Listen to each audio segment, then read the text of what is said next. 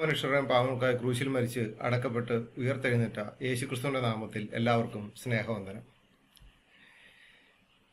ഓരോ സമയത്ത് യൂട്യൂബിൻ്റെ അകത്ത് ഓരോ വീഡിയോസ് ചെയ്യുമ്പോഴും ഓരോരോ ഇസ്ലാമിക സഹോദരന്മാർ തന്നെ ഓരോരുത്തരുടെ വീഡിയോയ്ക്ക് നിങ്ങൾ മറുപടി കൊടുക്കൂ എന്നും പറഞ്ഞു വരികയാണ്. വേറെ ആരുമല്ല, മുസ്ലിങ്ങൾ തന്നെയാണ് വന്നിട്ട് പറയുന്നത്, നിങ്ങൾ എം അക്ബറിന് മറുപടി കൊടുക്കൂ, മുഹമ്മദ് ഈസയ്ക്ക് വരുമ്പോൾ അവരിന് മറുപടി കൊടുക്കൂ. അങ്ങനെ ഓരോരുത്തരും വന്ന് പറയുമ്പോൾ ഞാൻ അവരുടെ വീഡിയോസുകളൊക്കെ പോയി ഒന്ന് ശ്രദ്ധിക്കുകയും അതിൽ നിന്ന് നമ്മൾ മറുപടി പറയാൻ ശ്രമിക്കുകയും ചെയ്യുന്നുണ്ട്. എന്നാൽ കഴിഞ്ഞ ദിവസം ഞാനിട്ട യൂട്യൂബിൻ്റെ അകത്ത് ഒരാൾ വന്നിട്ട് പറയാം, നിങ്ങൾ അലിയാർ കാസിമിയെ പറ്റി അറിയാവോ? അദ്ദേഹം നിങ്ങളുടെ യൂട്യൂബിൻ്റെ അകത്ത് ഇതൊക്കെ കേട്ട് കഴിഞ്ഞാൽ നിങ്ങൾ എയറിൽ നിൽക്കുമെന്ന്. അപ്പോൾ ഞാൻ അദ്ദേഹത്തോട് പറഞ്ഞു, എന്നാ പിന്നെ അലിയാർ കാസിമി ബൈബിളിനെതിരായിട്ട് വിശുദ്ധ വേദപുസ്തകത്തിനെ എവിടെയെങ്കിലും ഇസ്ലാമുമായിട്ട് കൂട്ടി യോജിപ്പിച്ചിട്ടുണ്ടോ എന്നൊന്ന് പരിശോധിച്ചേക്കാന്ന് വെച്ച് ഞാൻ ഒന്ന് നോക്കിയപ്പോൾ എനിക്ക് എന്തൊക്കെയാണല്ലോ ആവശ്യമുള്ളത് കിട്ടിയിട്ടുണ്ട്. താങ്കൾക്കും ആവശ്യമുള്ളത് തന്നെയാണ് എന്ന് ഞാൻ കരുതുന്നു. പിന്നെ അലിയാർ കാസിമി എന്നയാൾ പറഞ്ഞു, സകല സത്യത്തിലും വഴി നടത്തുന്നത് മുഹമ്മദാണ്. പക്ഷെ ഇതെന്റെ ശ്രദ്ധയിൽപ്പെടുത്തിയത് ഒരു മുസ്ലിം സഹോദരനാണ്. യൂട്യൂബിൽ അയാൾ വന്ന് പറഞ്ഞു, എൻ്റെ യൂട്യൂബിൽ ഞാൻ പറയുന്നത് എന്ന് വെച്ചാൽ എൻ്റെ യൂട്യൂബിൽ ഞാൻ പറയുന്നത് അലിയാർ കാസിമി കേട്ടാലേ നമ്മൾ ക്രിസ്ത്യാനികൾ ഏറി പോകുമെന്ന് ആണ് പറഞ്ഞത്. എന്നാൽ അതൊന്നും നോക്കണമല്ലോ, ആരാണിപ്പോൾ എയറും കഴിഞ്ഞ് എയറിന് അപ്പുറവും കഴിഞ്ഞ് നിൽക്കുന്ന ആരാണെന്ന് എന്തെക്കാളും അദ്ദേഹത്തിന് അറിയാം. സത്യക്രിസ്ത്യാനികളെ ഏറി കയറ്റാനേ പലരും നോക്കിയവർ എയറും കടന്ന് അതിനപ്പുറവും കടന്ന് അതിനപ്പുറവും പോയി എന്ന് പറയുന്നത് ഈ മദ്രസ ബോയ്ക്ക് അറിയില്ല എന്ന് തോന്നുന്നു. ഇനി വിഷയത്തിലേക്ക് വരാം. അലിയാർക്ക് ഒരിടത്ത് ഭയങ്കര പ്രസംഗം നടത്തുക, പന്തലൊക്കെ വലിച്ചു കയറ്റി ഭയങ്കര പ്രസംഗം നടത്തുകയാണ്. അപ്പോൾ അതുവരെയുള്ള പ്രസംഗത്തിന്റെ ഭാഗത്ത് പുറകിലൊക്കെ ഇരിക്കുന്നവർ വളരെ സന്തോഷത്തിലും വളരെ ചിരിയൊക്കെയാണ്, മുഹമ്മദ് റസൂലുള്ള എന്നൊക്കെ പറഞ്ഞു, ഭയങ്കര സംഭവമാണ്.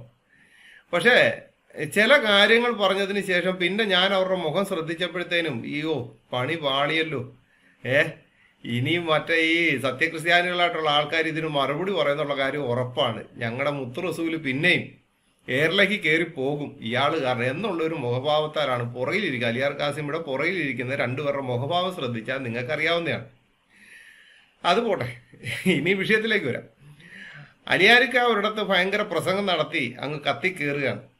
അപ്പൊ അത് മുഹമ്മദിനെ പറ്റി പല ചരിത്രകാരന്മാരും അത് പറഞ്ഞു ഇത് പറഞ്ഞു എന്നൊക്കെ അത് അവരുടെ കാര്യം.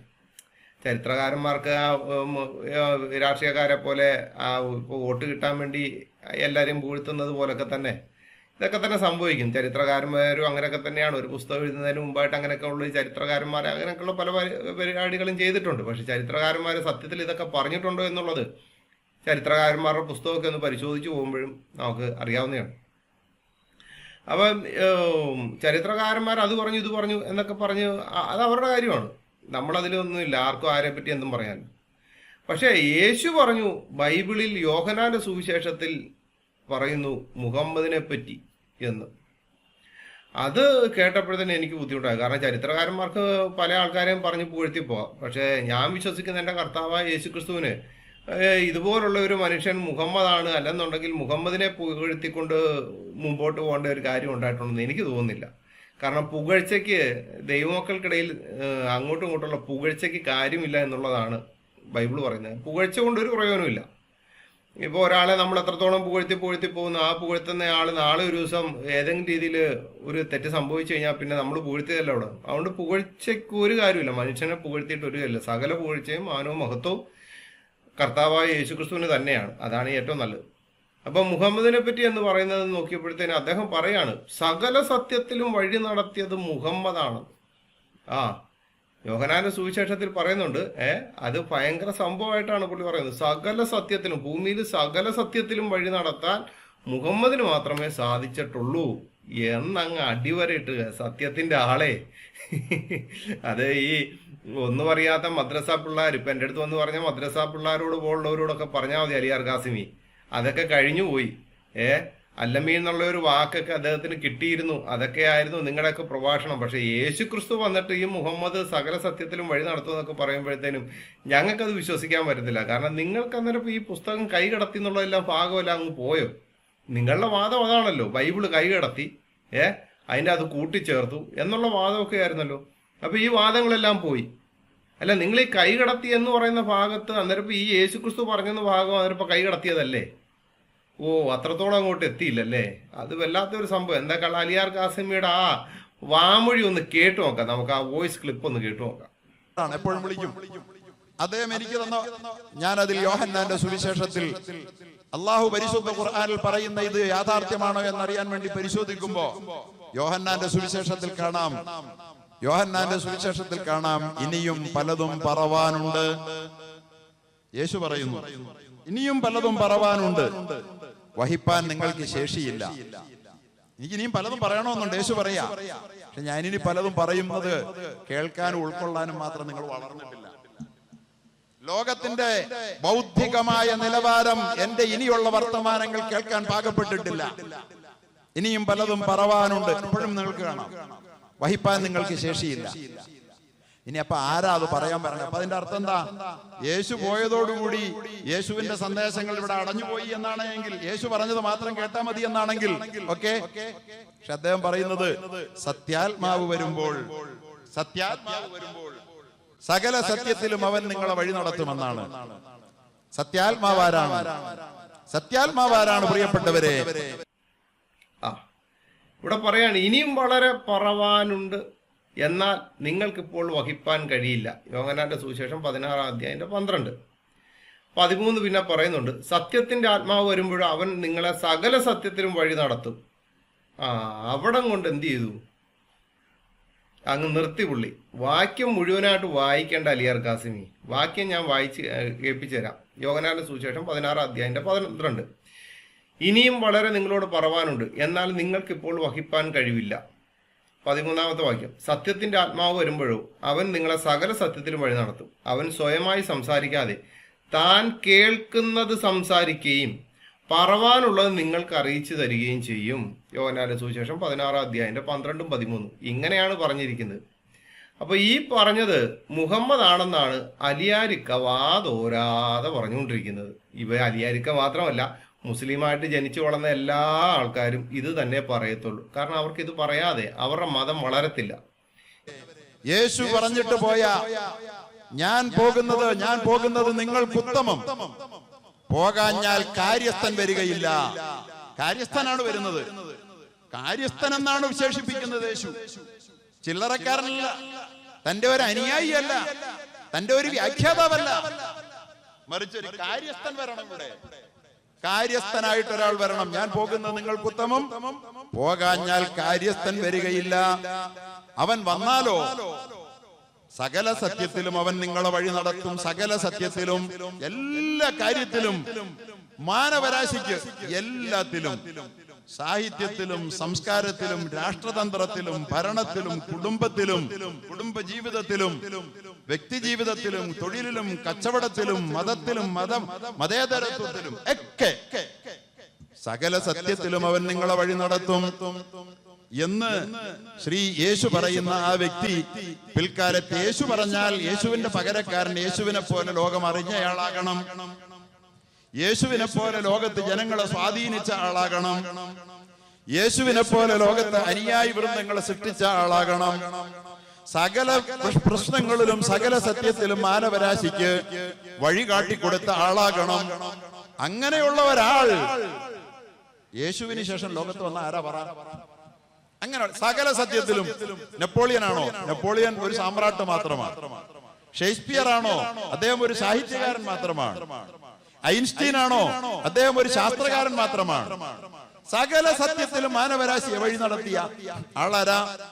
ഞാൻ എന്തിനു വന്നുവെന്നറിയുമോ? മുസദ്ദിഖൻ ലിമാ ബൈന യദയ്യ മിനത് തൗറാ. അല്ലാഹുവിന്റെ പ്രവാചകൻ പറഞ്ഞു, ഞാൻ ഈസ നബിയെ സത്യപ്പെടുത്താൻ വന്നയാളാണ്, മൂസ നബിയെ സത്യപ്പെടുത്താൻ വന്നയാളാണ്, ഈസ നബി പറഞ്ഞയാളാണ് ഞാൻ എന്ന് പച്ചയായി പറഞ്ഞുകൊണ്ട് ഈ ലോകത്തേക്ക് കടന്നു വന്നുകൊണ്ട് മുഴുവൻ മാനവരാശിക്കും മുഴുവൻ കാര്യത്തിലും മാർഗദർശനം നൽകിയ ഒരു ലോക നേതാവിനെ യേശുവിന് ശേഷം ലോകം ദർശിച്ചിട്ടുണ്ടെങ്കിൽ ഇസ്ലാം മതം വളരണോ? യേശു ക്രിസ്തുവിനെയും ബൈബിളിനെയും ബൈബിളിൽ പറഞ്ഞിരിക്കുന്നവരെയും കൂട്ടുപിടിക്കാതെ നിങ്ങളുടെ മതം വളരത്തില്ല എന്ന് ഞങ്ങൾക്ക് ഉറപ്പുണ്ട്. ഉറപ്പായ കാര്യമാണ്. അല്ലാതെ ഞങ്ങൾക്ക് എന്തൊക്കെയാണ് ഞങ്ങളുടെ വിശ്വാസ സംഹിത വളർത്താൻ വേണ്ടി നിങ്ങളെ കൂട്ടുപിടിക്കേണ്ട ഒരു ഗതികേട് എന്തൊക്കെയാണ് വന്നിട്ടില്ല. നിങ്ങളുടെ ഏറ്റവും വലിയൊരു ബുദ്ധിമുട്ടായി തീർന്നിരിക്കുകയാണ് ഈ വിഷയം. ഇനി അലിയാരിക്ക ഇത് മുഹമ്മദാണെന്ന് അലിയാരാതെ അങ്ങ് പറഞ്ഞു പറഞ്ഞ് കയറിപ്പോയിട്ട്, എന്നാൽ ഓൻ കുറച്ച് വിഴുങ്ങി സഹോദരങ്ങളെ. നല്ല രീതിയിൽ അനാക്കോണ്ട പെരുമ്പാമ്പ് എരേനെ വിഴുങ്ങുന്ന കണക്ക് കുറച്ചങ്ങ് വിഴുങ്ങി. അത് വിഴുങ്ങിക്കഴിഞ്ഞാൽ വിഴുങ്ങാതെ ഇവർക്ക് പറ്റാത്ത അവസ്ഥയിലേക്ക് എത്തി. വിഴുങ്ങാതെ പറ്റില്ലല്ലോ, കാരണം ഓൻ മുസ്ലിമാണല്ലോ. ഓൻ മുസ്ലിം ആയതുകൊണ്ടല്ലേ ഓൻ വിഴുങ്ങിയത്. ഓൻ വിഴുങ്ങിയ ഭാഗം ഏതാണെന്നറിയാവോ? ഇതാണ്. അവൻ സ്വയമായി സംസാരിക്കാതെ താൻ കേൾക്കുന്നത് സംസാരിക്കുകയും വരുവാനുള്ളത് നിങ്ങൾക്ക് അറിയിച്ചു തരികയും ചെയ്യും. അതങ്ങ് വിഴുങ്ങി. അതെന്തേ? ഈ ബൈബിളിൻ്റെ അകത്ത് ആ ഭാഗം ഇല്ലായിരുന്നോ? 14-ാം അധ്യായത്തിലോ 15-ാം അധ്യായത്തിലോ മാത്രമല്ല പറയുന്നത്, അതിനു മുമ്പും ഒക്കെ ഈ പരിശുദ്ധാത്മാവ് എന്ന കാര്യത്തിനെ പറ്റി പറയുന്നുണ്ട്. പക്ഷെ ആവശ്യമുള്ളത് മാത്രമേ നിങ്ങൾ എടുക്കത്തുള്ളൂ, ആവശ്യമില്ലാത്തൊന്നും എടുക്കരുത്. നിങ്ങൾ അത്രയ്ക്ക് വലിയ തക്കിയുടെ ആൾക്കാരാണല്ലോ. ഇനി 15-ാം അധ്യായത്തിന്റെ 26-ാമത്തെ വാക്യത്തിന്റെ അകത്ത് വേറൊരു കാര്യം പറയുന്നുണ്ട്. എന്താണെന്നറിയോ? ഞാൻ പിതാവിന്റെ അടുക്കൽ നിന്ന് നിങ്ങൾക്ക് അയപ്പാനുള്ള കാര്യസ്ഥനായി പിതാവിന്റെ അടുക്കൽ നിന്ന് പുറപ്പെടുന്ന സത്യാത്മാവ് വരുമ്പോൾ അവൻ എന്നെക്കുറിച്ച് സാക്ഷ്യം പറയും. അലിയാരിക്ക ഇത് വിഴുങ്ങരുത് കേട്ടോ. ഈ വിഴുങ്ങി വിഴുങ്ങി വിഴുങ്ങി ഈ അറ്റവും മൂലയില്ലാത്ത അവസ്ഥയിലേക്ക് എത്തരുത്. വാക്യം വിഴുങ്ങരുത്. നിങ്ങൾക്ക് ഇത് ബൈബിളാണ്, അല്ലാതെ ഖുറാനല്ല. ഇനി ആരാ സത്യത്തിന്റെ ആത്മാവിനെ അയക്കുന്നതെന്ന് അത് വളരെ വ്യക്തമായിട്ട് അറിയാം. ഇവിടെ പറഞ്ഞിരിക്കുന്ന യേശു പറയാണ്, ഞാൻ പിതാവിന്റെ അടുക്കൽ നിന്ന് നിങ്ങൾക്ക് അയപ്പാനുള്ള കാര്യസ്ഥനായി പിതാവിന്റെ അടുക്കൽ നിന്ന് പുറപ്പെടുന്ന സത്യാത്മാവ് വരുമ്പോൾ അവൻ എന്നെക്കുറിച്ച് സാക്ഷ്യം പറയും. ആരാണ് അലിയാരിക്ക അയച്ചത്? ഞാനെന്ന് പറയുന്ന വ്യക്തി അവിടെ യേശുവാണേ. അപ്പൊ യേശു പിതാവിന്റെ അടുക്കൽ നിന്ന് നിങ്ങൾക്ക് അയപ്പാനുള്ള കാര്യസ്ഥനെ അയക്കുമെന്ന് പറയുമ്പോൾ, അല്ല അലിയാരിക്ക, ഒരു ചോദ്യം ചോദിച്ചോട്ടെ. മുഹമ്മദിനെ അള്ളാഹു ആണോ അയച്ചത്, അതോ ബൈബിളിലെ യേശു ആണോ അയച്ചത്? ഏതെങ്കിലും രീതിയിലൊക്കെ ഈ പൊട്ടും പൊടിയൊക്കെ വെച്ചുകൊണ്ട് ആൾക്കാരെ സന്തോഷിപ്പിക്കാൻ, മുസ്ലിങ്ങളെ സന്തോഷിപ്പിക്കാൻ ഓരോന്നൊക്കെ ആയിട്ട് വരുമ്പോൾ ചിന്തിക്കണം. ഈ കുറച്ച് ഭാഗങ്ങൾക്ക് മറുപടി പറയാൻ പറ്റുന്ന ആൾക്കാരും ഉണ്ടെന്ന്. അപ്പം ഈ സത്യത്തിന്റെ ആത്മാവിനെ അയച്ചതാരാ? യേശു ആണോ അതോ അല്ലാഹു ആണോ? ബൈബിളിന്റെ അടിസ്ഥാനത്തിൽ യേശുവാണ്, അല്ലാതെ അല്ലാഹു എന്ന സാങ്കല്പിക ദൈവമല്ല. നിങ്ങൾ വിളിക്കുന്ന ആ ദൈവസങ്കല്പം എന്ന് നിങ്ങൾ കണക്കാക്കി വെച്ചിരിക്കുന്ന ആ ലാഹുദേവനെ അല്ല. ഇവിടെ എന്തൊക്കെയാണേലും യേശുവാണ് അയച്ചിരിക്കുന്നത്, അല്ലാതെ ഈ പറയുന്ന അല്ലാഹു അല്ല. ഇനി പിതാവിന്റെ അടുക്കൽ നിന്ന് പുറപ്പെടുന്ന സത്യാത്മാവ് വരുമ്പോൾ അവർ എന്നെക്കുറിച്ച് സാക്ഷ്യം പറയും. മുഹമ്മദ് ആരെക്കുറിച്ചാണ് സാക്ഷ്യം പറഞ്ഞ് നടന്നത്? മുഹമ്മദ് ആരെക്കുറിച്ചായിരുന്നു സാക്ഷ്യം പറഞ്ഞത്? യേശുവിനെ കുറിച്ചാണോ അള്ളാഹുവിനെ കുറിച്ചാണോ? അപ്പോൾ മുഹമ്മദിനെ അയച്ചു എന്ന വിശ്വാസം തെക്കൻ കാറ്റിൽ പറപ്പിച്ചിട്ട് അലിയാരിക്ക സ്വന്തം മുമ്പിലിരിക്കുന്ന തലേക്കെട്ടുകാരെ അല്ലാത്തവരെ ഒന്ന് സന്തോഷിപ്പിക്കാൻ എടുത്തിട്ടങ്ങ് പറയാണ്, അത് യേശു വരെ മുഹമ്മദിനെ പറ്റി പറഞ്ഞിട്ടുണ്ടെന്ന്. യേശു പല കള്ളപ്രവാചകന്മാരെ പറ്റിയും പറഞ്ഞിട്ടുണ്ട്. ആ കൂട്ടത്തിലൊരു പ്രവാചകനാണെന്നാണ് ഞങ്ങൾ വിശ്വസിക്കുന്നത് കേട്ടോ. ഞങ്ങളെപ്പോലുള്ള സത്യക്രിസ്ത്യാനികൾ വിശ്വസിക്കുന്നത്, ബാക്കിയുള്ളവരുടെ കാര്യമില്ല. അപ്പൊ അലിയാര് കാരണം യോഹന്നാന്റെ സുവിശേഷം 15:26 പറയുന്നതും പ്രകാരം മുഹമ്മദിനെ അയച്ചത് യേശു ആണെന്ന് സമ്മതിക്കുമോ മുസ്ലിങ്ങളെ? എൻ്റെ ചോദ്യം ഇതാണ്. യേശുവാണ് മുഹമ്മദിനെ അയച്ചതെന്ന് നിങ്ങൾ സമ്മതിക്കുമോ? കാരണം നിങ്ങൾക്ക് ആവശ്യമുള്ളത് മാത്രം ഈ എലി കറണ്ടെന്ന് കണക്ക് കരണ്ടി എടുത്തുകൊണ്ട് പോകാതെ ബൈബിൾ മുഴുവനായിട്ടൊന്ന് വായിച്ച് അതിൻ്റെ ബാക്കിയും കൂടെ ഒക്കെ ഒന്ന് വായിച്ചു വരുന്നത് വളരെ നല്ലതായിരിക്കും. ഇനി യോഹന്നാന്റെ സുവിശേഷം 16-ലും 15-ലും ഒക്കെ ഉള്ള കാര്യം പുള്ളി ഇടയ്ക്കിടയ്ക്ക് ഇങ്ങനെ കയറ്റി സംസാരിച്ചു. നിങ്ങളത് ശ്രദ്ധിച്ചാണ്. അലിയാർ കാസിമിയെ പണ്ട് സാക്ഷിയുടെ പ്രവർത്തനായ ജെറി ബ്രദറും അനിൽകുമാർ അയ്യപ്പൻ ബ്രദറൂടെ ഒന്ന് കുടഞ്ഞതാ. കാരണം ഈ BJPയുടെ വക്താവായ ബാബു ഒരു ഖുറാനായത്ത് പറഞ്ഞപ്പോൾ ആ ഖുറാനായത്തിന് മറുപടി പറയാതെ വേറൊരു ഖുറാനായത്ത് ഇതിനോട് ചേർന്ന് നിൽക്കുന്നതിനെ എടുത്തു വെച്ച് എന്ത് ചെയ്തു, അങ്ങോട്ട് ചേർത്ത് വെച്ചിട്ട് തക്കി ഇടപാട്. അതാണല്ലോ അള്ളാഹു തന്ത്രം പ്രയോഗിക്കുന്നവരിൽ മെച്ചപ്പെട്ടവനാകുമ്പോൾ പിന്നെ അള്ളാഹുവിൽ വിശ്വസിക്കുന്നവർ പിന്നെ അതിനേക്കാളും വലിയ മെച്ചപ്പെട്ട പരിപാടി ചെയ്യാതിരിക്കാൻ പറ്റുമോ? അപ്പോൾ അതിനെ അങ്ങോട്ട് ചേർത്ത് വെച്ച് ചെയ്തു. പക്ഷേ ഈ ഖുറാൻ അത്യാവശ്യ കാര്യങ്ങളൊക്കെ വായിച്ച് മനസ്സിലാക്കിയിട്ടുള്ള സഹോദരന്മാർക്ക് ഇത് പെട്ടെന്ന് പിടി കിട്ടിയുകൊണ്ട് അന്ന് അതേപോലെ തന്നെ മറുപടി കൊടുത്തതാണ്. അതെൻ്റെ യൂട്യൂബിൽ കിടപ്പുണ്ട്. ഇവിടെ പറയാണ്, യോഹന്നാന്റെ സുവിശേഷത്തിൽ 14-16 പറഞ്ഞിരിക്കുന്ന കാര്യസ്ഥൻ മുഹമ്മദ് ആണോ എന്നുള്ളത് ശരിക്കും ഒന്ന് പരിശോധിച്ചില്ല എന്നുണ്ടെങ്കിൽ അത് ശരിയാകുകയില്ല. കാരണം യോഹന്നാന്റെ സുവിശേഷം 16-ാം അധ്യായത്തിന്റെ 7-ഉം 8-ഉം വാക്യം ഇങ്ങനെ പറയുന്നു, എന്നാൽ ഞാൻ നിങ്ങളോട് സത്യം പറയുന്നു, ഞാൻ പോകുന്നത് നിങ്ങൾക്ക് പ്രയോജനം. ഞാൻ പോകാഞ്ഞാൽ കാര്യസ്ഥൻ നിങ്ങളുടെ അടുക്കൽ വരികയില്ല. ഞാൻ പോയാൽ അവനെ നിങ്ങളുടെ അടുക്കൽ അയക്കും. അവൻ വന്ന് പാപത്തെക്കുറിച്ചും നീതിയെക്കുറിച്ചും ന്യായവിധിയെക്കുറിച്ചും ലോകത്തിന് ബോധം വരുത്തും. യോഹന്നാന്റെ സുവിശേഷം 16:7-8. അപ്പോൾ ഇവിടെ വളരെ വ്യക്തമായിട്ട് അറിയാം, ഈ കാര്യസ്ഥൻ വന്നിട്ട് ചെയ്യാൻ പോകുന്നത് അവൻ പാപത്തെക്കുറിച്ച് നീതിയെക്കുറിച്ച് ന്യായവിധിയെക്കുറിച്ചും ലോകത്തിന് ബോധം വരുത്തും എന്നുള്ള ഒരാളാണ്. മനസ്സിലായോ? ആ വരുന്ന പരിശുദ്ധാത്മാവ് അതാണ് ചെയ്യുന്നത്. അപ്പോൾ പിന്നെ അലിയാർ കാസിമി ഈ കാര്യസ്ഥനെ പറ്റി ഇതിനു മുമ്പും പറഞ്ഞിട്ടുണ്ട്. യോഹന്നാന്റെ സുവിശേഷം 14:16-17 അവിടെ പറയുന്നത് അലിയാർ കാസിമി നോക്കിയില്ലേ. എന്നാ ഞാൻ പറഞ്ഞു തരാം. കാരണം വേദക്കാരോട് ചോദിച്ച് പഠിക്കണമെന്നാണല്ലോ ഖുറാൻ്റെ അകത്ത് തന്നെ പറഞ്ഞിരിക്കുന്നത്. കാരണം എന്തെങ്കിലും ശകലം ബോധവും പൊക്കണമൊക്കെ ഉണ്ടാകണമെന്നുണ്ടെങ്കിൽ ഞങ്ങൾ തന്നെ നിങ്ങൾക്ക് പറഞ്ഞു തരണമല്ലോ, അല്ലാതെ കാര്യം നടക്കത്തില്ലല്ലോ. അവിടെ പറഞ്ഞിരിക്കുന്നത് എന്താണ്? എന്നാൽ ഞാൻ പിതാവിനോട് ചോദിക്കും, അവൻ സത്യത്തിൻ്റെ ആത്മാവെന്ന മറ്റൊരു കാര്യസ്ഥൻ എന്നേക്ക് നിങ്ങളോട് കൂടെ ഇരിക്കേണ്ടതിന് നിങ്ങൾക്ക് തരും. ലോകം അവനെ കാണുകയോ അറിയുകയോ ചെയ്യാകിയാൽ അതിന് അവനെ ലഭിപ്പാൻ കഴിയില്ല. നിങ്ങളോ ലോകം അവനെ കാണുകയോ അറിയുകയോ ചെയ്യാകിയാൽ അവനെ അറിയുന്നു. യോഹന്നാന്റെ സുവിശേഷം 14:16-17. കാസിമി കാര്യം മനസ്സിലായോ? ഈ ചുരണ്ടുമ്പോഴേ ഈ എലി വന്ന് ചുരണ്ടുമ്പോഴത്തേന് അത്രയും ഭാഗം ചുരണ്ടിട്ടു. ഇതിന്റെ കേബിളിന്റെ അറ്റവും മൂലം എവിടാന്ന് എലി നോക്കാറില്ല എന്ന് പറഞ്ഞ പോലെ തുടക്കം കൊടുക്കുമോ നോക്കാതെ ആവശ്യമുള്ളത് മാത്രം എലി കരണ്ടെന്ന് കരണ്ടിക്കൊണ്ട് പോയി കഴിഞ്ഞാൽ പരിപാടി നടക്കൂല. മനസ്സിലായോ?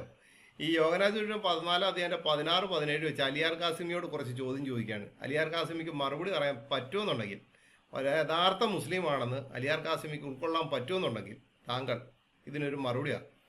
ചോദ്യം 1, ഇവിടെ യോഹന്നാന്റെ സുവിശേഷം 14:16-17 വെച്ച് മാത്രമാണ് ചോദിക്കുന്നത്. ചോദ്യം 1, മുഹമ്മദ് ആത്മാവായിരുന്നോ അതോ മനുഷ്യനായിരുന്നോ?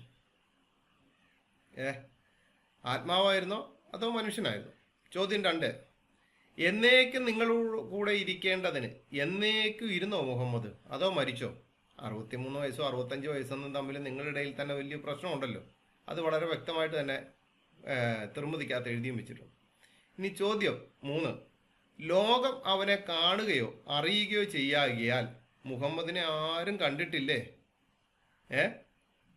ഈ ലോകം അവനെ കാണുകയില്ല എന്ന് പറഞ്ഞപ്പോഴത്തേനും മുഹമ്മദിനെ ആരും കണ്ടിട്ടില്ല. ലോകത്തുള്ള ഒരു മനുഷ്യനും കണ്ടിട്ടില്ല. അവനെ അറിഞ്ഞിട്ടുമില്ല. ഈ മുഹമ്മദിനെ അറിഞ്ഞിട്ടുമില്ല. ആരറിഞ്ഞില്ലെങ്കിലും ആയിഷ കുഞ്ഞറിഞ്ഞു കാണും. ശരിയല്ലേ? ആയിഷയുടെ വിഷയം പറഞ്ഞുകൊണ്ട് രോഷം കൊണ്ടിരിക്കുന്ന അലിയാർ കാസിമിയെ ഞാൻ കണ്ടായിരുന്നു. അപ്പോൾ ഇത് വല്ലാത്തൊരു ബുദ്ധിമുട്ടായി പോവുമല്ലോ. എനിക്ക് മറുപടി തരുവാണെങ്കിൽ തരണേ. ആര് കണ്ടെങ്കിലും ആയിഷ കണ്ടു കാണും. അല്ലെന്നുണ്ടെങ്കിൽ കെട്ടിയ ഭാര്യമാരെല്ലാം കണ്ടു കാണുമല്ലോ. നീ അബൂബക്കർ കണ്ടില്ലേ? അലി കണ്ടില്ലേ? ഉമർ കണ്ടില്ലേ? അതുകൂടാതെ എത്രയോ സഹാബികൾ കൂടെ യുദ്ധത്തിന് പോയവർ കണ്ടില്ലേ? കണ്ടിട്ടില്ല എന്നാണ് പറയുകയാണെങ്കിൽ ഓക്കെ. ആരും മുഹമ്മദിനെ ഈ ലോകത്ത് കണ്ടിട്ടില്ല എന്നാണെങ്കിൽ ഓക്കെ. ആര് കണ്ടിട്ടില്ലെങ്കിലും മുഹമ്മദ് മനുഷ്യനാണെന്ന് നമുക്കറിയാം. കൂടാതെ ഇസ്ലാമിക പണ്ഡിതർക്കും ഇത് തന്നെയാണ് അഭിപ്രായം. അലിയാർ കാസിമിക്കും കൂട്ടർക്കും എന്തെങ്കിലും അഭിപ്രായ വ്യത്യാസം ഉണ്ടെങ്കിൽ അത് നമുക്കറിയില്ല.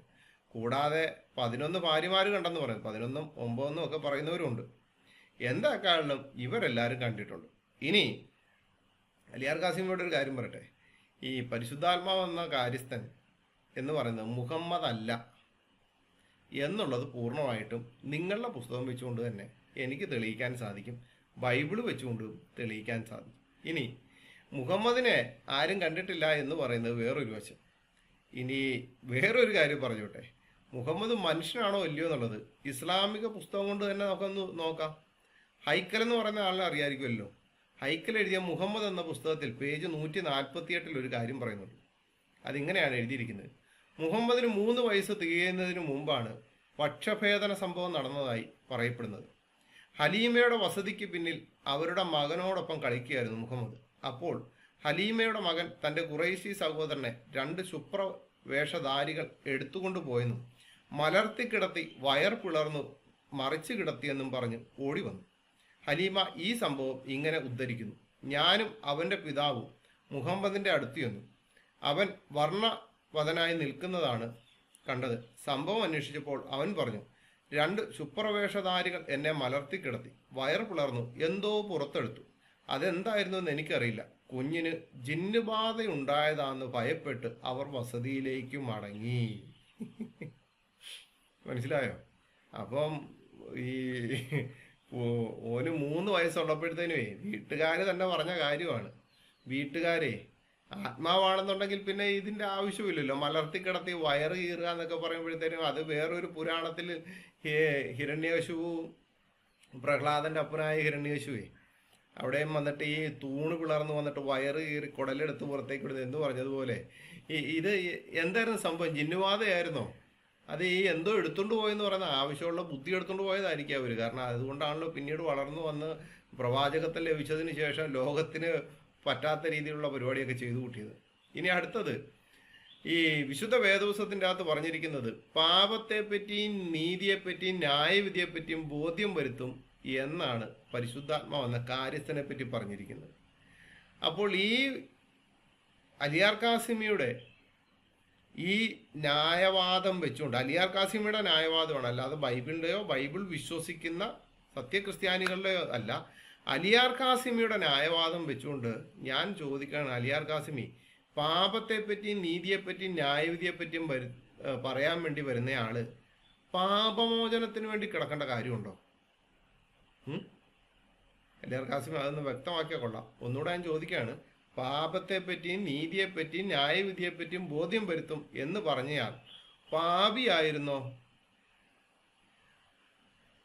പാപിയാണെന്നുണ്ടെങ്കിൽ പിന്നെ എങ്ങനെ പാപത്തെപ്പറ്റി ബോധ്യം വരുത്തുന്നത്, നീതിയെപ്പറ്റി ബോധ്യം വരുത്തുന്നത്? നിങ്ങൾ പറയുന്നത് മുഹമ്മദ് പരിശുദ്ധൻ എന്നല്ലേ, മുഹമ്മദിന് ഒരു പാപവും ഇല്ലായിരുന്നെന്നല്ലേ? അങ്ങനെ പറയുമ്പോൾ നിങ്ങളുടെ പുസ്തകത്തിൽ നിന്ന് ഒന്ന് പരിശോധിക്കേണ്ടി വരും, ഖുറാനിൽ നിന്ന്. പാപത്തെപ്പറ്റിയും നീതിയെപ്പറ്റിയും ന്യായവിധിയെപ്പറ്റിയും ബോധ്യം വരുത്തും എന്ന് പറഞ്ഞയാള് പാപിയായിരുന്നോ ഇല്ലയോ എന്നുള്ളത് ഖുറാനിൽ നിന്നൊന്ന് പരിശോധിക്കുന്നത് നല്ലതായിരിക്കും. കാരണം ഇവർക്ക് ഏറ്റവും വലുത് ഖുറാനാണല്ലോ. ഖുറാൻ്റെ അകത്ത് നിന്നൊന്ന് പരിശോധിക്കുന്നത് ഏറ്റവും നല്ലത്. അലിയാർ കാസിമിയോടുമാണ് പറയുന്നത്, അലിയാർ കാസിമി ഖുറാൻ ഒന്ന് പരിശോധിക്കാൻ പോകട്ടോ. നിങ്ങളുടെ ആൾക്കാർ പറയുന്നത് ബഹുദൈവ വിശ്വാസികളിൽ ഖുറാൻ എത്തരുതെന്നാണല്ലോ. പക്ഷെ എന്ത് ചെയ്യാം, മലയാള പരിഭാഷയൊക്കെ ഇഷ്ടം പോലെ ഇപ്പോൾ എത്തിത്തുടങ്ങി. അതുകൊണ്ട് വിഷമിച്ചിട്ട് കാര്യമില്ല എന്നുള്ളൊരു കാര്യം കൂടെ പറയട്ടെ. അധ്യായം 47 അതിൻ്റെ 19. ആകയാൽ അല്ലാഹു അല്ലാതെ യാതൊരു ആരാധനയ്ക്ക് അർഹനുമില്ലെന്ന് നീ മനസ്സിലാക്കുക. നിന്റെ പാപത്തിന് നീ പാപമോചനം തേടുക. സത്യവിശ്വാസികൾക്കും സത്യവിശ്വാസിനികൾക്ക് വേണ്ടിയും പാപമോചനം തേടുക. നിങ്ങളുടെ പോക്കുവരവും നിങ്ങളുടെ താമസവും അല്ലാഹു അറിയുന്നുണ്ട്. അധ്യായം 47 മുഹമ്മദ് അതിൻ്റെ 19-ാമത്തെ ആയത്ത്. പാപത്തെപ്പറ്റിയും നീതിയെപ്പറ്റിയും ന്യായവിധിയെപ്പറ്റിയും ബോധ്യം വരുത്താൻ വരുന്നയാള് പാപമോചനം തേടാൻ വേണ്ടി അല്ലാഹു പറയുകയാണ്. ഇനി ബൈബിളിന്റെ അടിസ്ഥാനത്തിലാണെങ്കിൽ മുഹമ്മദിനെ അയച്ചത് യേശു അല്ലേ, യേശു പറയുന്നതായിട്ട് പറയേണ്ടി വരും. കാരണം ഞാൻ അയക്കുമെന്നല്ലേ പറഞ്ഞത്. അങ്ങനെയാണെന്നുണ്ടെങ്കിൽ യേശു അയച്ചതല്ലേ മുഹമ്മദിനെ. അപ്പോൾ പാപിയാണോ അല്ലയോ എന്നുള്ളത് അലിയാർ കാസിമിയും കൂട്ടരും ഒന്ന് ചിന്തിക്കുക. അധ്യായം 42-8. നിന്റെ പാപത്തിൽ നിന്ന് മുമ്പ് കഴിഞ്ഞു പോയതും പിന്നീട് ഉണ്ടാകുന്നതും അല്ലാഹു നിനക്ക് പുറത്തു തരുന്നതിന് വേണ്ടിയും അവൻ്റെ അനുഗ്രഹവും നിനക്ക് നിറവേറ്റിത്തരുന്നതിന് വേണ്ടിയും നിന്നെ നേരായ പാതയിലൂടെ നയിക്കുന്നതിന് വേണ്ടിയുമാകുന്നു അത്. അധ്യായം 48-2. നിന്റെ പാപത്തിൽ നിന്ന് മുമ്പ് കഴിഞ്ഞു പോയത്, അപ്പം മുമ്പ് കഴിഞ്ഞു പോയ പാപമുണ്ട്, പിന്നീട് ഉണ്ടാകുന്നതും ഇനിയും പാപം ഉണ്ടാകും, അല്ലാഹു നിനക്ക് പുറത്തു തരുന്നതിന് വേണ്ടി. പിന്നെ പറയാം നേരായ പാതയിലൂടെ നിന്നെ നയിക്കുന്നതിന് വേണ്ടിയാണ്. എവിടെയോ പാത തെറ്റിക്കിടക്കുക എന്നുള്ള കാര്യം മനസ്സിലായി. ഈ പറയുന്ന ആളാണ് പാപത്തെപ്പറ്റിയും നീതിയെപ്പറ്റിയും ന്യായവിധിയെപ്പറ്റിയും ബോധ്യം വരുത്താൻ വന്നയാള് എന്നുള്ളതുകൂടെ എന്നെ കേൾക്കുന്നവരൊന്ന് മനസ്സിലാക്കണം. അധ്യായം 4-106. അല്ലാഹുവോട് പാപമോചനം തേടുക. തീർച്ചയായും അല്ലാഹു ഏറെ പൊറുക്കുന്നവനും കരുണാനിധിയുമാകുന്നു. അപ്പൊ എന്നെ കേട്ടവര് ഒന്നുകൂടെ ഒന്ന് ശ്രദ്ധിക്കുക. പാപത്തെപ്പറ്റിയും നീതിയെപ്പറ്റിയും ന്യായവിധിയെപ്പറ്റിയും ബോധ്യം വരുത്താൻ വന്ന ആളാണ് എന്ത് പാപമോചനം തേടാൻ വേണ്ടി അല്ലാഹുവോട് പാപമോചനം തേടിക്കൊള്ളാൻ വേണ്ടി പറയുന്നത്. അധ്യായം 40-55. നിന്റെ പാപത്തിന് നീ മാപ്പ് തേടുകയും വൈകുന്നേരവും രാവിലെയും നിന്റെ രക്ഷിതാവിനെ സ്തുതിക്കുന്നതിനോടൊപ്പം പ്രകീർത്തിക്കുകയും ചെയ്യുക. അധ്യായം 40-55. അപ്പം നിന്റെ പാപത്തിന് നീ മാപ്പ് തേടണം. പാപത്തെപ്പറ്റിയും നീതിയെപ്പറ്റിയും ന്യായവിധിയെപ്പറ്റിയും ബോധ്യം വരുത്താൻ വരുന്നയാള് ആദ്യം പാപത്തിൽ നിന്ന് മാപ്പ് തേടേണ്ട അവസ്ഥയിലേക്ക് എത്തി. വൈകുന്നേരം രാവിലെ നിന്റെ രക്ഷിതാവിനെ സ്തുതിക്കുന്നതിനോടൊപ്പം പ്രകീർത്തിക്കുകയും ചെയ്യുക. അല്ല അയച്ച ആളിനെയാണ് പ്രകീർത്തിച്ചതെന്നുണ്ടെങ്കിൽ സ്തുതിക്കുന്നതെന്നുണ്ടെങ്കിൽ യേശുവിനെ വേണ്ടേ മുഹമ്മദ് സ്തുതിക്കാൻ? അല്ലേ? ബൈബിളിന്റെ കാര്യത്തിൽ വെച്ചുകൊണ്ടാണ് ഞാൻ പറഞ്ഞത്. ബൈബിളിൻ്റെ അകത്ത് പറഞ്ഞിരിക്കുന്ന കാര്യസ്ഥൻ മുഹമ്മദ് ആണെന്ന് അലിയാർ കാസിമിയും കൂട്ടരും ദാവാപ്രവർത്തകരും സകല മുഹമ്മദീയരും അങ്ങനെ ഉറച്ചിരിക്കുകയാണെന്നുണ്ടെങ്കിൽ ഞങ്ങളുടെ വാദം അനുസരിച്ച് യേശു ആണ് മുഹമ്മദിനെ ഇങ്ങോട്ട് അയച്ചത്. ശരിയല്ലേ? യേശുവിന് തെറ്റു പറ്റത്തില്ലല്ലോ. പറ്റത്തില്ല എന്ന് തന്നെയാണ് ഞങ്ങളുടെ വിശ്വാസം. പക്ഷെ നിങ്ങൾക്ക് യേശുവിനെ തെറ്റിക്കാൻ വേണ്ടി പല പരിപാടിയും നോക്കാറുണ്ട്. അധ്യായം 9:43 നബിയെ, നിനക്ക് അല്ലാഹു മാപ്പ് നൽകിയിരിക്കുന്നു. സത്യം പറഞ്ഞവർ ആരെന്ന് നിനക്ക് വ്യക്തമായി ബോധ്യപ്പെടുകയും കള്ളം പറയുന്നവരെ നിനക്ക് തിരിച്ചറിയുകയും ചെയ്യുന്നതുവരെ നീ എന്തിനാണ് അവർക്ക് അനുവാദം നൽകിയത്? അധ്യായം 9:43 നബിയെ, നിനക്ക് അല്ലാഹു മാപ്പ് നൽകിയിരിക്കുന്നു. എന്താണാവോ ഇദ്ദേഹം ചെയ്ത തെറ്റ്? അതുകൂടെ എന്നെ കേട്ട മുസ്ലിങ്ങളൊന്ന് എഴുതിയിടുവാണെങ്കിൽ നല്ലതായിരിക്കും. ഈ ഖുറാനായത്തിനൊക്കെ മാപ്പ് കൊടുക്കുന്നുണ്ടല്ലോ, എന്താണെന്ന് എഴുതിയിടാം. പാപമില്ലാത്ത വ്യക്തിയാണെന്നുണ്ടെങ്കിൽ എന്തിനാണ് പാപമോചനത്തിന് പോയി കിടന്നുകൊണ്ട് കരയുന്നതെന്ന് ഇതുവരെയായിട്ട് എനിക്ക് മനസ്സിലായിട്ടില്ല. 9:117 തീർച്ചയായും പ്രവാചകന്റെയും ഞെരുക്കത്തിന്റെ ഘട്ടത്തിൽ അദ്ദേഹത്തെ പിന്തുടർന്നവരായ മുഹാജിറുകളുടെയും അൻസാറുകളുടെയും നേരെ അള്ളാഹു പശ്ചാത്താപം സ്വീകരിച്ചുകൊണ്ട് കനിവ് മടക്കിയിരിക്കുന്നു. അവരിൽ നിന്ന് ഒരു വിഭാഗത്തിൻ്റെയും ഹൃദയങ്ങൾ തെറ്റിപ്പോകുമാറായതിനു ശേഷം എന്നിട്ട് അള്ളാഹു അവരുടെ നേരെ കനിഞ്ഞു മടങ്ങി. തീർച്ചയായും അവൻ അവരോട് ഏറെ കൃപയുള്ളവനും കരുണ ചൊരിയുന്നവനുമാകുന്നു. അധ്യായം 9:117 അപ്പോൾ പ്രവാചകന്റെയും മുഹാജിറുകളുടെയും അൻസാറുകളുടെയും നേരെ അള്ളാഹു പശ്ചാത്താപം സ്വീകരിച്ചു. പശ്ചാത്താപം തൗബ സ്വീകരിക്കണമെന്നുണ്ടെങ്കിൽ അവിടെ എന്തെങ്കിലും തെറ്റ് സംഭവിച്ചിട്ടുണ്ടല്ലോ. തെറ്റ് സംഭവിക്കാത്ത ഒരു കാര്യത്തിന് എന്തൊക്കെയാണ് വെറുതെ ഇരുന്ന് പശ്ചാത്താപം ചെയ്യുകയാണെന്നുണ്ടെങ്കിൽ അദ്ദേഹത്തിൻ്റെ തലയ്ക്ക് എന്തെങ്കിലും പ്രശ്നം ഉണ്ടായിരിക്കാം. കാരണം ഈ മാനസാന്തരപ്പെടുക എന്ന് പറയുന്ന അനുദിനം അനുനിമിഷമാണെങ്കിൽ ഏറ്റവും നല്ലത്. അനുനിമിഷം ഏറ്റവും നല്ലതായിരിക്കും മാനസാന്തരപ്പെടുക എന്നുള്ളത്. ഇത് തെറ്റുകൾ വാരിക്കൂട്ടി ചെയ്തു വെച്ചിട്ട് അവിടെ നിന്നിട്ട് ചെയ്തിട്ട് എന്താ കാര്യം? അധ്യായം 34:25 പറയുക, ഞങ്ങൾ കുറ്റം ചെയ്തതിനെപ്പറ്റി നിങ്ങൾ ചോദിക്കപ്പെടുകയില്ല, നിങ്ങൾ പ്രവർത്തിക്കുന്നതിനെപ്പറ്റി ഞങ്ങളും ചോദിക്കപ്പെടുകയില്ല. അപ്പം ഈ ഞങ്ങൾ കുറ്റം ചെയ്യുന്നതിനെപ്പറ്റി നിങ്ങൾ ചോദിക്കപ്പെടുകയില്ല, അതെന്താ സംഭവം? അപ്പം ഈ കുറ്റവും പ്രവർത്തനവും എല്ലാം അള്ളാഹുവിന് വിപരീതമായതുകൊണ്ടായിരിക്കുമല്ലോ ഇങ്ങനെ ഈ പാപമോചനത്തിന് വേണ്ടി കിടന്ന് കരയുന്നത്. അധ്യായം 66:1 ഓ നബി, നീ എന്തിനാണ് നിന്റെ ഭാര്യമാരുടെ പ്രീതി തേടിക്കൊണ്ട് അള്ളാഹു അനുവദിച്ചു തന്ന് നിഷിദ്ധമാകുന്നു? അള്ളാഹു ഏറെ പൊറുക്കുന്നവനും കരുണാനിധിയുമാകും. ഇതിന്റെ കാര്യം എന്തൊക്കെയാണല്ലോ നിങ്ങൾക്കറിയാം. ഒരു തേൻകുടിയായിട്ടുള്ള വിഷയമാണ്. അത് തേൻകുടിയാണോ അതോ മറ്റു എന്തെങ്കിലും ആണോ എന്നുള്ളത് തഫ്സീറുകൾ പരിശോധിച്ചു കഴിഞ്ഞാൽ അവിടെ വളരെ വ്യക്തമായിട്ട് നമുക്ക് അറിയാൻ സാധിക്കുന്നതാണ്. അധ്യായം 110:3 നിന്റെ രക്ഷിതാവിനെ സ്തുതിക്കുന്നതിനോടൊപ്പം നീ അവനെ പ്രകീർത്തിക്കുകയും നീ അവനോട് പാപമോചനം തേടുകയും ചെയ്യുക. തീർച്ചയായും അവൻ പശ്ചാത്താപം സ്വീകരിക്കുന്നവനാകും. പാപത്തെപ്പറ്റി നീതിയെപ്പറ്റി ന്യായവിധിയെപ്പറ്റിയും ബോധ്യം വരുത്താൻ വരുന്നയാള് പാപമോചനം തേടിക്കൊണ്ടിരിക്കുകയാണ്. അതെങ്ങനെ ശരിയാവും? ആത്മാവാണോ മനുഷ്യനാണോ എന്നുള്ള ചോദ്യത്തിൽ നിങ്ങൾക്ക് ഇപ്പോൾ ഏകദേശം മനസ്സിലാക്കണം ഇദ്ദേഹം ഒരു മനുഷ്യൻ തന്നെയാണ് എന്നുള്ളത്. മനുഷ്യൻ മാത്രമല്ല, പാപമോചനത്തിന് വേണ്ടി കിടന്ന് നിലവിളിച്ച വ്യക്തിയും കൂടാണെന്നുള്ളത് നിങ്ങൾക്ക് ഏകദേശം ഇപ്പോൾ വ്യക്തമായിട്ടുണ്ടെന്ന് എനിക്ക് തോന്നുന്നു. പിന്നെ പറയാണ്, നബിയെ, എൻ്റെ രക്ഷിതാവേ, നീ പുറത്തു തരികയും കരുണ കാണിക്കുകയും ചെയ്യണമേ. അധ്യായം 23:118 നബിയോട് പറയുകയാണ്, രക്ഷിതാവേ, നീ പുറത്തു തരികയും കരുണ കാണിക്കുകയും ചെയ്യണേ എന്ന്. പാപത്തെപ്പറ്റി നീതിയെപ്പറ്റി ന്യായവിധിയെപ്പറ്റിയും ബോധ്യം വരുത്താൻ വന്നയാള് കിടന്ന് നിലവിളിക്കുകയാണ്. എന്താ അവസ്ഥ? നിങ്ങൾ മനസ്സിലാക്കണം, മുസ്ലിങ്ങളായിട്ടുള്ളവർക്ക് ബൈബിളിൻ്റെ അകത്തുനിന്ന് എവിടുന്നെങ്കിലുമൊക്കെ കുറച്ച് എടുത്തുകൊണ്ട് പോയെങ്കിൽ മാത്രമേ ഇവരുടെ ഈ മതം വളരത്തുള്ളൂ. ഇവരുടെ ഇസ്ലാം എന്ന മതം ലോകരാജ്യം മുഴുവനും വളരണമെന്നുണ്ടെങ്കിൽ നമ്മൾ വിശ്വസിക്കുന്ന വിശുദ്ധ വേദപുസ്തകത്തിൽ നിന്ന് ഇവിടുന്ന് ആവശ്യത്തിന് ചുരണ്ടി എടുത്തുകൊണ്ട് പോയിട്ട് വേണം ഇവർക്ക് പറയാൻ. അല്ലാതെ നേരെ ചൊവ്വ ഇവരുടെ മുഹമ്മദിനെ മാത്രം നിന്നുകൊണ്ട് പറഞ്ഞുകൊണ്ട് നിങ്ങൾക്ക് മുഹമ്മദിന്റെ ധാർമ്മികത പറഞ്ഞുകൊണ്ട് ഒരു സംവാദത്തിന് തയ്യാറാണ്. നിങ്ങൾക്കൊരു സംവാദത്തിന് വരാൻ പറ്റുമോ? യൂദായ്ക്ക് നല്ല ധാർമ്മികതയുണ്ട്. ഇപ്പം മുഹമ്മദുമായിട്ട് നോക്കുകയാണെങ്കിൽ അതൊന്ന് വെച്ച് താരതമ്യം ചെയ്യുക. ഇനി നിങ്ങളുടെ ഒരു സന്തോഷത്തിന് വേണമെങ്കിൽ യൂദ യേശുവിനെ ഒറ്റക്കൊടുത്തതല്ലേ, അതുകൊണ്ട് ഞങ്ങൾ വേണമെങ്കിൽ നിങ്ങളുടെ ഒരു സന്തോഷത്തിന് വേണ്ടി പൗലോസുമായിട്ട് മുഹമ്മദിൻ്റെ ധാർമ്മികതയും പൗലോസിൻ്റെ ധാർമ്മികതയും, അല്ലെങ്കിൽ മുഹമ്മദിൻ്റെ പ്രവാചകത്വവും പൗലോസിൻ്റെ അപ്പസ്തോലികം, ഇതിനൊരു സംവാദത്തിന് തയ്യാറാവുമോ പരസ്യവേദിയിൽ? പറ്റുന്നുണ്ടോ എന്ന് പറയണം കേട്ടോ. ഞങ്ങൾ റെഡിയാണ്. നാളുകളായിട്ട് എം എം അക്ബറിനെ വിളിച്ചുകൊണ്ട് ഇരിക്കുകയാണല്ലോ. അലിയാർ കാസിമി ഇതിൻ്റെ വേറൊരു കാര്യം ചെയ്തു. ഈ ജബ്ബാറുമായിട്ട് എം അക്ബർ ഒരു സംവാദം കൊണ്ട് നടത്തിയപ്പോഴത്തേനും നമ്മുടെ സഹോദരൻ പോയി മറുപടി കൊടുത്ത നമ്മുടെ വലിയ സംഭവമൊക്കെ ആണല്ലോ. ആ സഹോദരനെ ഒന്ന് വിളിച്ചോണ്ട് വരാം.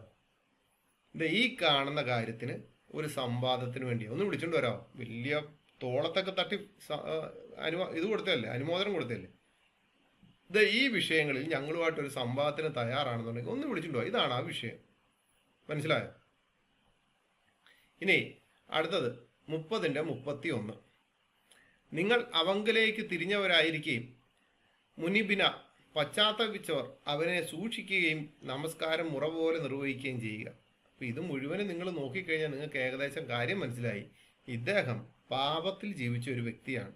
അള്ളാഹു പുറത്തു കൊടുക്കുകയാണ്. എന്നിട്ട് മുസ്ലിങ്ങൾ പറയണം മുഹമ്മദ് ഒരിക്കലും പാപം ചെയ്യത്തില്ല. മുഹമ്മദ് ഒരിക്കലും പാപം ചെയ്യത്തില്ല, അദ്ദേഹം പരിശുദ്ധനാണ്, വിശുദ്ധനാണ്. എന്തൊക്കെ തട്ട് തരികട പരിപാടി ഇവർ ചെയ്തുകൊണ്ടിരിക്കുന്നത് അറിയാമോ?